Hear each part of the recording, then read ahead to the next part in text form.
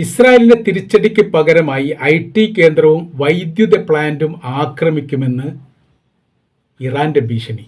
ഇതോടെ ഈ മേഖല വലിയ സുരക്ഷാ കേന്ദ്രമാക്കി മാറ്റിയിരിക്കുകയാണ്. അറേബ്യൻ രാജ്യങ്ങളിലുള്ള അമേരിക്കയുമായിട്ട് സഹകരിക്കുന്ന സർവ്വ പ്ലാന്റിനും തങ്ങളുടെ മിസൈലിൻ്റെ രുചി അറിയും എന്നുള്ളതാണ് ഇറാന്റെ വിദേശകാര്യമന്ത്രി ഇപ്പോൾ പറഞ്ഞിരിക്കുന്നത്. ഏതാനും മണിക്കൂറുകൾക്ക് മുമ്പാണ് ദവമന്തി വൈദ്യുത നിലയം, അത് ഇറാന്റെ കിഴക്കൻ പ്രവിശ്യയിൽ പ്രവർത്തിക്കുന്നതാണ്. ഈ മേഖല കേന്ദ്രീകരിച്ചുകൊണ്ട് ആക്രമണം നടത്തിയതായിട്ട് ഇസ്രായേൽ സ്ഥിരീകരിക്കുകയും പറയുകയും ചെയ്തു. ഈ മേഖലയിൽ സ്ഫോടനം നടന്നിരിക്കുന്ന റിപ്പോർട്ട് ഇറാനടക്കമുള്ള ഇറാന്റെ മാധ്യമങ്ങൾ പുറത്തുവിടുകയും ചെയ്തു. ഇത് തങ്ങളുടെ രാജ്യരക്ഷയുമായിട്ട് ബന്ധപ്പെട്ട നിലയത്തിന് നേരെയാണ് ആക്രമണം നടന്നത് എന്നുള്ളതും ഇതിന് തിരിച്ചടി വല്ലാതെ വൈകാതെ ഉണ്ടാകും എന്നുള്ളതാണ്. അത് ഈ അറേബ്യൻ രാജ്യങ്ങൾ കേന്ദ്രീകരിച്ചുകൊണ്ടുള്ള വൈദ്യുത പ്ലാന്റുകൾ, IT കേന്ദ്രം, സൈബർ മേഖല, ഇസ്രായേലിനെ കേന്ദ്രീകരിച്ചുകൊണ്ടുള്ള ആണവ മേഖല, വൈദ്യുത മേഖല, സർവ്വ മേഖലയിലും നിരന്തരം എന്ന തരത്തിൽ ആക്രമണത്തിൻ്റെ പെരുമായി തീർക്കുമെന്ന് ഇറാൻ മുന്നറിയിപ്പ് നൽകിയതോടുകൂടി ഈ മേഖല ഒന്നുകൂടി രൂക്ഷമാവുകയാണ്. അതോടൊപ്പം തന്നെ ഇറാനെ ആക്രമിക്കാൻ വേണ്ടി ശ്രീലങ്കയോട് എയർബേസ് വിട്ടു നൽകണമെന്ന് അമേരിക്ക ആവശ്യപ്പെട്ടു. തങ്ങൾ നൽകില്ലെന്നും യുദ്ധത്തിൽ കക്ഷികളാകുന്നില്ലെന്നും സൗഹൃദ രാജ്യമായിരിക്കുന്ന ഇറാനുമായിട്ടൊരു ശത്രുത ഉണ്ടാക്കാൻ താല്പര്യമില്ലെന്നും ശ്രീലങ്കയുടെ പ്രസിഡന്റ് അമേരിക്കൻ പ്രസിഡന്റ് നേരിട്ട് പറയുകയും ചെയ്തു. ശ്രീലങ്കയും അമേരിക്കയും തമ്മിൽ ബന്ധമുള്ള രാജ്യമാണ്. നയതന്ത്ര ബന്ധത്തിൻ്റെ അപ്പുറം സൗഹൃദ ബന്ധമുണ്ട്. ഇന്ത്യ ചേരിചേരാൻ നയം സ്വീകരിക്കുന്ന സമയത്ത് ശ്രീലങ്ക എല്ലാ കാലത്തും അമേരിക്കയുടെ നയത്തോടൊപ്പമാണ് ചേർന്ന് നിൽക്കാറുള്ളത്. ബംഗ്ലാദേശ് ഏറെക്കുറെ റഷ്യയോടൊപ്പം ചേർന്ന് നിൽക്കുന്നു. ആ രീതിയിലായിരുന്നു ഉണ്ടായത് മുമ്പ് കാലങ്ങളിലൊക്കെ. പിന്നീട് അത് മാറി അമേരിക്കയുടെ പക്ഷത്തോടെ ചേർന്ന് നിന്നു. എന്നാൽ ശ്രീലങ്ക അങ്ങനെയല്ല, എല്ലാ കാലത്തും അമേരിക്കയുടെ പക്ഷത്തോടൊപ്പം ചേർന്ന് നിൽക്കുന്ന രാജ്യമാണ്. ആ രാജ്യത്തോടാണ് അവരുടെ എയർബേസ് വിട്ടു നൽകാൻ വേണ്ടി പറഞ്ഞത്.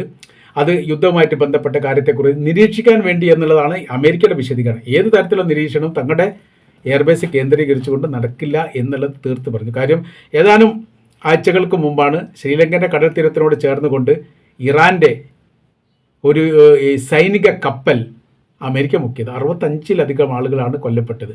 ഏകദേശം 25ഓളം ആളുകളെ കാണാതാവുകയും ചെയ്തിട്ടുണ്ട്. പിന്നെ അവരെ കിട്ടിയതുമായിട്ട് ബന്ധപ്പെട്ട വിവരങ്ങളും പിന്നീട് പുറത്ത് വന്നിട്ടില്ല.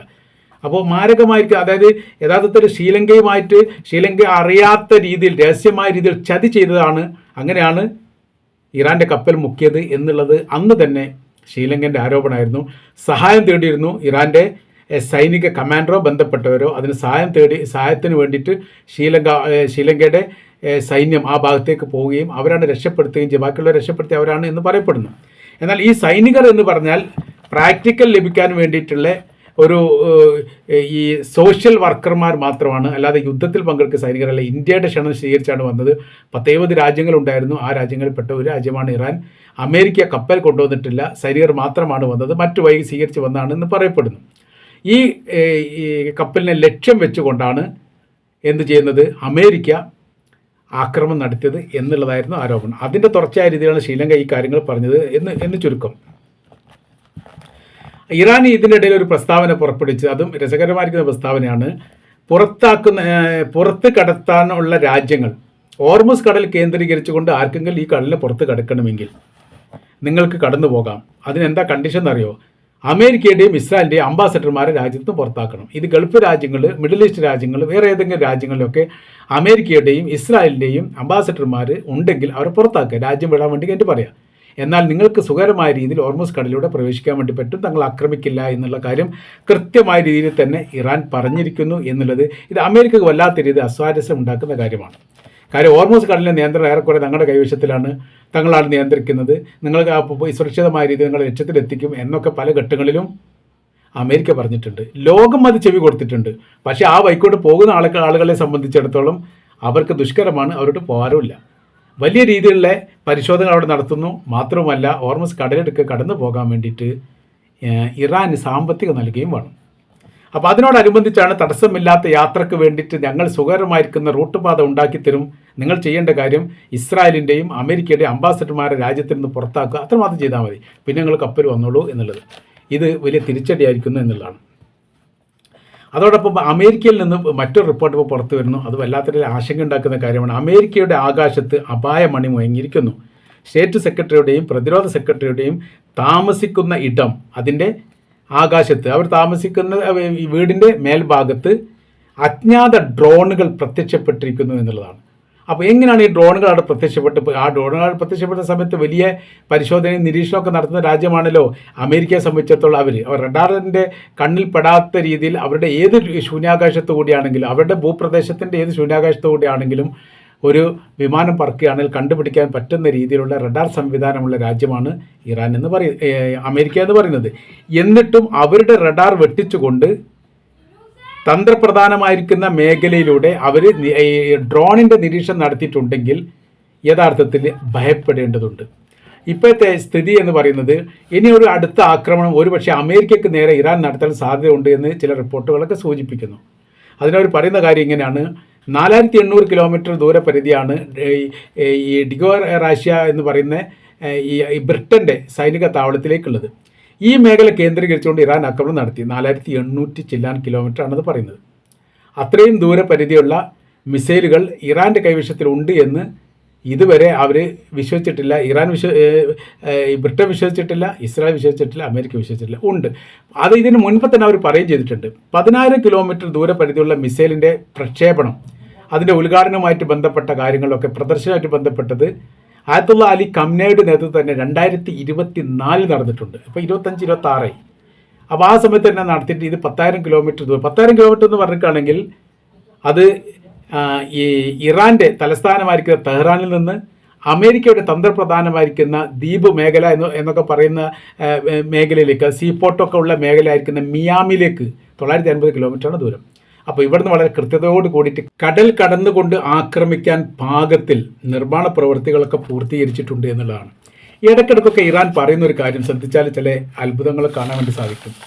ഞങ്ങൾ യുദ്ധം തുടങ്ങിയിട്ടേ ഉള്ളൂ, ഞങ്ങളുടെ ആയുധത്തിൻ്റെ സിംഹഭാഗം പുറത്തെത്തിയിട്ടില്ല, ഇതുവരെ കാണാത്ത തരത്തിലുള്ള യുദ്ധം ചെയ്യാൻ ഞങ്ങൾക്ക് സാധിക്കും, അതിനുള്ള എല്ലാവിധ ആയുധ സംവിധാനങ്ങളും നിർമ്മിക്കപ്പെട്ടിട്ടുണ്ട്, ഓരോന്നായിട്ട് ഞങ്ങൾ പരീക്ഷ കൊണ്ടിരിക്കുകയാണ്. എല്ലാ പരീക്ഷണവും ഇസ്രായേലിൻ്റെ മേലെയാണ്. ആ എല്ലാ പരീക്ഷണവും വിജയിക്കുകയും ചെയ്തിട്ടുണ്ട്.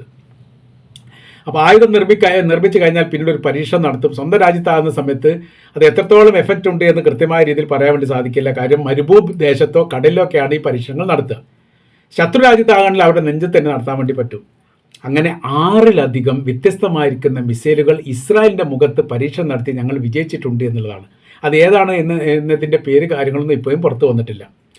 അപ്പോൾ ഇറാനെ സംബന്ധിച്ചിടത്തോളം അവരുടെ തലമുതിർന്ന സമാധാനകാംക്ഷികൾ, അതായത് തീവ്രമായ ചിന്താഗതിക്കാരല്ലാത്ത ഒരു തലമുറ അപ്പാടെ ഇസ്രായേൽ കൊന്നിരിക്കുന്നു. ആയത്തുള്ള അലി ഖംനി ശത്രുവിനെ നേരിടണം എന്ന് പറയുന്നുണ്ടെങ്കിൽ പോലും അതിലൊരു മിതത്വമുണ്ട്. നമ്മളിപ്പോൾ പല രീതിയിലുള്ള ചർച്ചാ കാര്യങ്ങളൊക്കെ കഴിഞ്ഞ വർഷം തന്നെ അമേരിക്കയും ഇറാനും തമ്മിൽ 5 വട്ട ആണവായുധ സമാധാന ചർച്ച നടത്തി. ആ നടത്തിയ ഈ ചർച്ചയോടനുബന്ധിച്ചൊക്കെ ലളിതമായ രീതിയിലും എളിമയോടും കൂടിയിട്ടാണ് ഇറാൻ സംസാരിച്ചത്. അപ്പോൾ അമേരിക്കയുടെ ഒരു ആക്രമണം ഉണ്ടായിക്കഴിഞ്ഞാൽ പ്രതിരോധിക്കാൻ സാധിക്കാത്ത വിധം ഒരു 3-ാം ലോക രാജ്യം, സൈനികപരമായിരിക്കുന്ന ശക്തിയും ബലക്ഷയവും കുറഞ്ഞ ഒരു രാജ്യമായിട്ടാണ് അതിനെ ലോകം വിലയിരുത്തിയത്. അതുകൊണ്ടാണ് 6ാമത്തെ ചർച്ച നടത്തുന്നതിൻ്റെ 2 ദിവസം മുമ്പാണ് ഇറാൻ ആക്രമിക്കുന്നത്. അതിന് ശക്തമായിരിക്കും തിരിച്ചടി നൽകി. ആ തിരിച്ചടിയിൽ വല്ലാത്ത രീതിയിൽ മുറിവേറ്റു ഇസ്രായേൽ. കാരണം ഇസ്രായേൽ എന്ന് പറയുന്ന രാജ്യം ഉണ്ടായതിനു ശേഷം ഇതാദ്യമായിട്ടാണ് ഇത്രയും ശക്തമായിരിക്കുന്ന ഒരു ആക്രമണം മുസ്ലിം രാജ്യങ്ങളുടെ ഭാഗത്തു നിന്ന് ഇസ്രായേൽ നേരെ വരുന്നത്. മറ്റൊരു രാജ്യമായിട്ട് ആക്രമിക്കുകയില്ല, ഏതെങ്കിലും കമ്മ്യൂണിസ്റ്റ് രാജ്യമോ അല്ലെങ്കിൽ ജനാധിപത്യ രാജ്യമോ ഇസ്രായേലോട്ട് ആക്രമിച്ചിട്ടുമില്ല. അപ്പോൾ അത് വല്ലാത്ത രീതിയിൽ മുറിവേറ്റ സമയത്ത് അതേ രീതിയിൽ മുന്നോട്ട് പോവുകയാണെങ്കിൽ വലിയ നാശനഷ്ടങ്ങൾ ഉണ്ടാവുമെന്ന് മനസ്സിലാക്കിയതിൻ്റെ അടിസ്ഥാനത്തിൽ ആ യുദ്ധം ഡൊണാൾഡ് ട്രംപ് തന്നെ അവസാനിപ്പിച്ചു. ഇസ്രായേലിന് വേണ്ടിയിട്ട് ട്രംപ് ബോംബിട്ടിരുന്നു, അതും തൂച്ചിപ്പോയി എന്ന് വേണമെങ്കിൽ പറയാൻ പറ്റും. അവിടെ എത്തിയില്ല. 2025 ഈ വർഷമാണ് പിന്നീട് രണ്ടാമത് വീണ്ടും ആരംഭിക്കുന്നത്. ഈ ആരംഭത്തോടു കൂടി തന്നെ നാശങ്ങളും നഷ്ടങ്ങളും ദുരിതങ്ങളും ദുരന്തങ്ങളും പ്രയാസങ്ങളും ബുദ്ധിമുട്ടുകളും കഷ്ടപ്പാടുകളും ഇസ്രായേലിൻ്റെ അകത്ത് നിറഞ്ഞ് കവിഞ്ഞ് ആടിക്കൊണ്ടിരിക്കുകയാണ്. 100,000-ലധികം അഭയാർത്ഥികളെ പോലെ ഇസ്രായേലിലായിട്ടുണ്ട് എന്നുള്ളതാണ്. അവർക്ക് അഭയം നൽകാൻ പോലും സാധിക്കാത്ത വിധം ഇസ്രായേൽ പ്രയാസപ്പെട്ടു. ഇസ്രായേൽ എന്ന് പറഞ്ഞാൽ മൊത്തത്തിൽ ചെറിയ രാജ്യമാണ്. ആ ചെറിയ രാജ്യമായിരിക്കുന്ന ഇസ്രായേലിനകത്ത് ഇത്രയും കൂടൊഴിഞ്ഞിരിക്കുന്ന ആളുകളുണ്ടെങ്കിൽ അവരെ സംരക്ഷിക്കുക എന്ന് പറയുന്ന വലിയ പ്രയാസമാണ്. വീട് മാത്രം പോരാ, ഭക്ഷണവുമായിട്ട് ബന്ധപ്പെട്ട കാര്യങ്ങൾ, തൊഴിലേതായാലും നഷ്ടപ്പെട്ടിട്ടുണ്ടാവും. അപ്പോൾ തൊഴിലുമായിട്ട് ബന്ധപ്പെട്ട വിഷയങ്ങളിലൊക്കെ ഒരു പരിഹാരം ഉണ്ടാക്കുക യുദ്ധമുഖത്ത് എന്ന് പറയാൻ വലിയ പ്രയാസമാണ്. അപ്പോൾ ഇസ്രായേലിൻ്റെ അകത്ത് നിന്ന് പല ആളുകളും ജോലിക്ക് പോയവരൊക്കെ ഉണ്ട്. അവരൊന്നും ഇപ്പോൾ കൃത്യമായിരിക്കുന്ന റിപ്പോർട്ട് പുറത്തു വിടുന്നില്ല. അവരുമായിട്ട് അഭിമുഖം നിർത്തിയിട്ട് കാര്യമില്ല. കാര്യം എന്ന് പറഞ്ഞാൽ വലിയ നിയന്ത്രണം ഇസ്രായേലിൽ ഏർപ്പെടുത്തിയിട്ടുണ്ട്. അത് മീഡിയകൾക്കും സോഷ്യൽ മീഡിയകൾക്കും പത്രങ്ങൾക്കും അതല്ലാത്ത രീതിയിലുള്ള മെസ്സേജുകൾക്ക് പോലും ബാധകമാണ്. നമ്മൾ ടെക്സ്റ്റ് മെസ്സേജ് ചെയ്തിട്ട് അയച്ചാൽ പോലും അത് നിരീക്ഷിക്കപ്പെടുന്നുണ്ട് എന്നുള്ളതാണ്. അപ്പോൾ ഈ ഇസ്രായേൽ എന്ന് പറയുന്ന ഗവൺമെൻറ്റിൻ്റെ സംവിധാനത്തിനെതിരെ ഏതെങ്കിലും രീതിയിലുള്ള ഒരു ഇടപെടലുകൾ ആ രാജ്യത്തിലെ പൗരന്മാർ ജോലിക്ക് വന്നവരോ അല്ലാത്തവരോ നടത്തുകയാണെങ്കിൽ അതിന് വലിയ രീതിയിൽ ശിക്ഷ നൽകും. ഗൾഫ് രാജ്യത്ത് ഈ പ്രവൃത്തി ചെയ്താൽ UAE ചെയ്താൽ അതിൻ്റെ ശിക്ഷ എന്ന് പറഞ്ഞാൽ 1,00,000 ദിർഹംസാണ്. 2 മുതൽ 6 മാസം വരെ ജയിൽ ശിക്ഷ. ഇത് കൊടുത്തെങ്കിൽ മാത്രമേ പുറത്തിറങ്ങാൻ വേണ്ടി പറ്റൂ. അത്രയ്ക്ക് കഠോരമാണ് ശിക്ഷ. സമാനമായ രീതിയിൽ തന്നെ ഇസ്രായേൽ ആ ശിക്ഷ വിധിച്ചിട്ടുണ്ട് എന്നുള്ളതാണ്.